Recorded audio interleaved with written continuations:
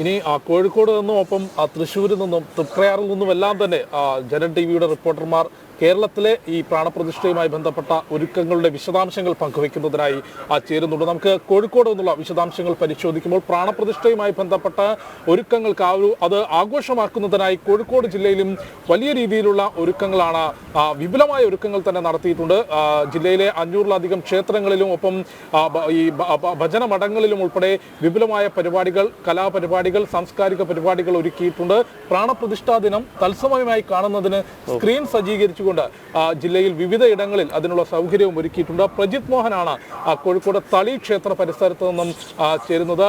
പ്രജിത്ത്, എന്തൊക്കെയാണ് കോഴിക്കോട് ജില്ലയിൽ നിന്ന് ക്ഷേത്രങ്ങൾ കേന്ദ്രീകരിച്ചുകൊണ്ടും അല്ലാതെയും പ്രാണപ്രതിഷ്ഠാ ചടങ്ങ് ഉത്സവമാക്കുന്നതിനായി തയ്യാറെടുപ്പുകൾ നടത്തിയിട്ടുള്ളത്? പ്രജിത്ത്.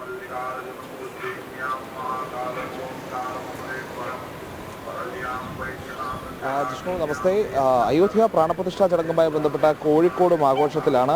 പക്ഷേ ഈ ആഘോഷങ്ങളുടെ കാര്യം എടുത്തു പറയുമ്പോൾ തന്നെ അത് നടത്തുന്ന രീതി, നടപ്പിലാക്കുന്ന രീതി നമ്മൾ എടുത്തു പറയേണ്ടതുണ്ട്. പ്രത്യേകിച്ച് ഇത്ര വലിയൊരു ചടങ്ങാണ്. ഒരുപക്ഷെ നമ്മുടെ രാജ്യത്തിൻ്റെ ചരിത്രത്തിൽ തന്നെ ഇത്രയധികം മൊബിലൈസേഷൻ ഉണ്ടായിട്ടുള്ള, അല്ലെങ്കിൽ ഇത്രയധികം ആളുകൾ ഒരുമിച്ച ഒരു ക്ഷേത്രത്തിൻ്റെ പ്രതിഷ്ഠാ ചടങ്ങിലും അതിൻ്റെ ആഘോഷങ്ങളിലും പങ്കെടുക്കുന്ന ഒരു ചരിത്രം ഇതിനു മുൻപുണ്ടായിട്ടില്ല. ഇതിൽ പങ്കെടുക്കുന്നവരുടെ എണ്ണമൊക്കെ വെച്ച് നോക്കിയാൽ അത് നാളെ ഒരു ലോക റെക്കോർഡൊക്കെ ആയി മാറാനുള്ള എല്ലാ സാധ്യതയുമുണ്ട്. പക്ഷേ ഈ സാഹചര്യത്തിൽ പോലും എവിടെയെങ്കിലും അനാവശ്യമായ കൊടിതോരണങ്ങളോ ബോർഡുകളോ ഒന്നും സ്ഥാപിക്കാതെ, യാതൊരു വിധത്തിലുള്ള പ്രകോപനങ്ങളോ അല്ലെങ്കിൽ വിജയാഹ്ലാദങ്ങളോ അങ്ങനെയുള്ള ഒരു സംവിധാനങ്ങളുമില്ലാതെ സമന്വയത്തോടെയും സഹവർത്തിത്വത്തോടെയും ഒക്കെ നടത്തുന്ന വലിയൊരു ആഘോഷ ചടങ്ങ്, അല്ലെങ്കിൽ അതുമായി ബന്ധപ്പെട്ടിട്ടുള്ള നടപടിക്രമങ്ങളാണ് ഈ പ്രാണപ്രതിഷ്ഠാ ചടങ്ങുമായി ബന്ധപ്പെട്ട് രാജ്യമെങ്ങും ഒരുപോലെ നടപ്പിലാക്കുന്നത്. നമ്മളിപ്പോഴുള്ളത് കോഴിക്കോട് തളി ക്ഷേത്ര പരിസരത്താണ്. ഇവിടെ നമ്മോടൊപ്പം 1-2 ഭക്തരും അതോടൊപ്പം തന്നെ ഈ ആഘോഷങ്ങളുടെയൊക്കെ ഭാഗമായി നിൽക്കുന്നവരുമുണ്ട്.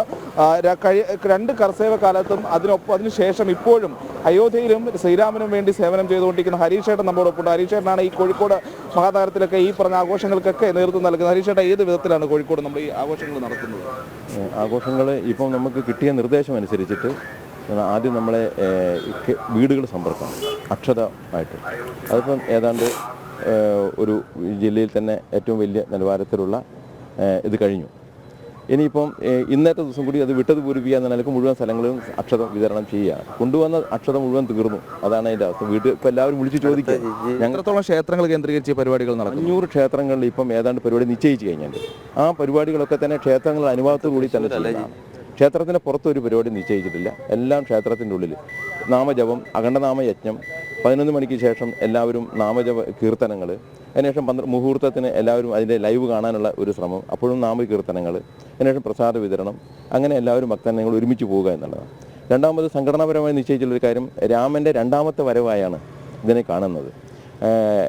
രാവണ യുദ്ധം കഴിഞ്ഞ സമയത്ത് ലങ്കയിൽ നിന്നും എല്ലാവരും പുറപ്പെടുന്ന സമയത്ത് ലക്ഷ്മണൻ രാമനോട് ചോദിക്കുന്നുണ്ട്, ജ്യേഷ്ഠ, നമ്മളിനി അയോധ്യയിലേക്ക് പോകുന്നോ?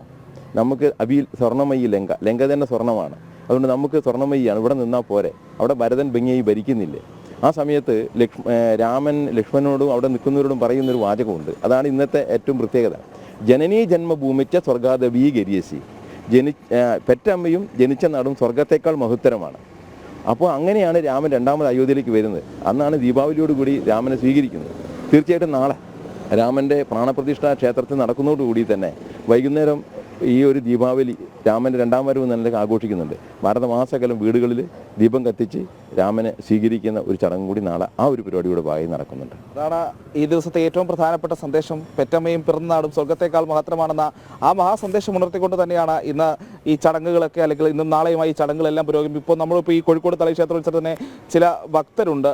അങ്ങനെ കാലങ്ങൾക്ക് ശേഷം എല്ലാ ഭക്തരുടെയും ഒരു അല്ലെങ്കിൽ ഒരു ആഗ്രഹമൊക്കെ അത് സഫലീകരിക്കുന്ന നിമിഷമാണ്. അപ്പോൾ ഈ അയോധ്യയിലേക്കൊക്കെ ഒരു യാത്രയൊക്കെ ആഗ്രഹിക്കുന്നുണ്ടോ, അല്ലെങ്കിൽ എന്തെങ്കിലും ചെയ്യാൻ? അയ്യോ, തീർച്ചയായിട്ടും ഇത്രയും വർഷത്തിന് ശേഷം ഭഗവാൻ, അത് നമ്മൾ ജനിച്ചിരിക്കുന്ന സമയത്ത് നമുക്ക് ഭഗവാന്റെ ജന്മസ്ഥലത്തിലേക്ക് പോവുക, അവിടെ കാണുക എന്നൊക്കെ പറയുന്നത് ഒരു മഹാപുണ്യമാണ്. കാരണം നമ്മളെ പൂർവികരുണ്ടാക്കിയ ഒരു പുണ്യമാണ് നമ്മളിപ്പം ഇത് അനുഭവിക്കാൻ കഴിയണമെന്നാണ് വിചാരിക്കുന്നത്. തീർച്ചയായിട്ടും പോകാൻ ആഗ്രഹമുണ്ട്.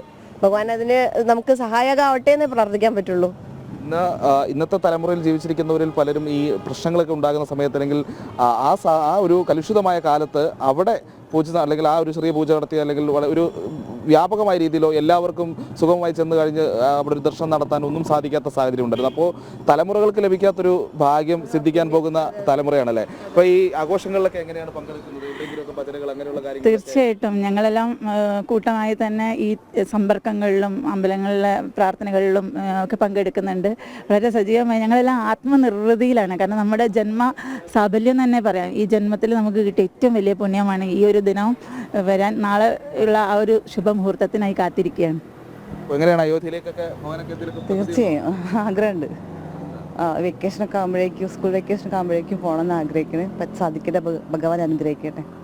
അപ്പോൾ അങ്ങനെയാണ് ജിഷ്ണു, ഗൗതം, ഈ ഭക്തരെല്ലാം കാത്തിരിക്കുകയാണ്. തലമുറകൾക്ക് പോലും ലഭിക്കാത്തൊരു പുണ്യമെന്ന രീതിയിൽ അയോധ്യയിലേക്ക് ഒരു തീർത്ഥാടനം യാതൊരു വേലിക്കെട്ടുകളുമില്ലാതെ പ്രതിബന്ധങ്ങളില്ലാതെ ഭഗവാന്റെ തിരുസ്വരൂപം നേരിട്ട് ദർശിക്കാനുള്ള ഒരു അവസരത്തിനായി ഈ ഭക്തരെല്ലാം കാത്തിരിക്കുകയാണ്.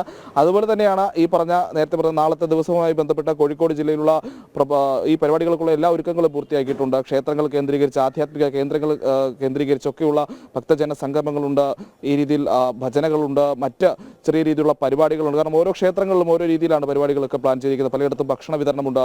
ഇപ്പോഴും നടപടി ഈ പറഞ്ഞ രീതിയിൽ അക്ഷത വിതരണം പൂർത്തിയാകാത്ത എന്നുള്ളതല്ല. കാരണം അക്ഷതം ആവശ്യപ്പെട്ട് വരുന്നവരുടെ ആളുകളുടെ എണ്ണം കൂടിക്കൊണ്ടിരിക്കുകയാണെന്നാണ് ഈ രീതിയിൽ സംഘാടകരൊക്കെ പറഞ്ഞുകൊണ്ടിരിക്കുന്നത്. അതുപോലെ തന്നെ നാളെ ഈ രീതിയിലുള്ള ചടങ്ങുകൾ പലയിടത്തും രാവിലെ ഒരു 10 മണിയോടെയൊക്കെ ആയിരിക്കും ഈ രീതിയിലുള്ള ചടങ്ങുകൾ ആരംഭിക്കുക. പലയിടത്തും ഭജനകളുണ്ട്. അതുമായി ബന്ധപ്പെട്ട് ചെറിയ രീതിയിലുള്ള സാംസ്കാരിക സമ്മേളനങ്ങൾ എന്നൊക്കെ വിളിക്കാവുന്ന രീതിയിലുള്ള ചെറിയ ചെറിയ ചടങ്ങുകളുണ്ട്. പ്രധാനപ്പെട്ട ആളുകൾ പങ്കെടുക്കുന്ന ചടങ്ങുകളുണ്ട്. അതിനുശേഷം ഏകദേശം ഒരു 12 മണിയോടെ ഈ പ്രാണപ്രതിഷ്ഠാ ചടങ്ങുകൾ തത്സമയം കാണാനുള്ള എല്ലാ സൗകര്യങ്ങളും കോഴിക്കോട് ജില്ലയിലെ ഏതാണ്ട് 500ഓളം കേന്ദ്രങ്ങൾ, ക്ഷേത്രങ്ങൾ കേന്ദ്രീകരിച്ചുള്ള കേന്ദ്രങ്ങൾ അവിടെ സജ്ജമാക്കിയിട്ടുണ്ട്.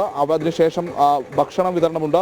വൈകുന്നേരങ്ങളിൽ ക്ഷേത്രങ്ങൾ കേന്ദ്രീകരിച്ച ചുറ്റുവിളക്കുകൾ ഏതാണ്ട് 1 ലക്ഷം വീടുകളിൽ ഈ രീതിയിൽ ശ്രീരാമ ജ്യോതി തെളിയിക്കാനുള്ള സംവിധാനം ഒരുക്കിയിട്ടുണ്ട്. ഇത് ഏറ്റവും ശ്രദ്ധിക്കേണ്ട ഒരു കാര്യമെന്ന് പറഞ്ഞാൽ കോഴിക്കോട് ജില്ലയിൽ ഇതര സംസ്ഥാനങ്ങളിൽ നിന്നുള്ള ആളുകളൊക്കെ ഒരുപാടുള്ള സ്ഥലമാണ്. അതുകൊണ്ട് തന്നെ അവർക്കും ഈ ചടങ്ങുകളിൽ പങ്കെടുക്കാനും ഈ പ്രാണപ്രതിഷ്ഠാ സമയത്തൊക്കെ നേരിട്ട് കാണാൻ അല്ലെങ്കിൽ തത്സമയം കാണാനുള്ള എല്ലാ സംവിധാനങ്ങളും ഒരുക്കിയിട്ടുണ്ട്. തീരദേശങ്ങൾ കേന്ദ്രീകരിച്ച് മത്സ്യത്തൊഴിലാളി വിഭാഗങ്ങൾക്കിടയിൽ ചിലയിടങ്ങളിൽ അവധികൾ തന്നെ എടുത്തുകൊണ്ട് അല്ലെങ്കിൽ തങ്ങൾ ഇന്ന് ജോലിക്ക് പോകുന്നില്ല എന്ന രീതിയിലേക്കുള്ള തീരുമാനമെടുത്തുകൊണ്ട് നാളെ പ്രാണപ്രതിഷ്ഠാ ചടങ്ങുകളൊക്കെ കാണാനിരിക്കുന്നവരുണ്ട്. അങ്ങനെ കോഴിക്കോട് ജില്ലയും മലബാറും നേരത്തെ ഹരീഷേട്ടൻ പറഞ്ഞതുപോലെ തന്നെ ഇത് ശ്രീരാമന്റെ 2ാം വരവാണ്. ആ 2ാം വരവിനെ ആഘോഷത്തോടെ സ്വീകരിക്കാൻ, എല്ലാ ചൈതന്യത്തോടെയും അംഗീകരിക്കാൻ കാത്തിരിപ്പ് തുടരുകയാണ്. ജിഷ്ണു,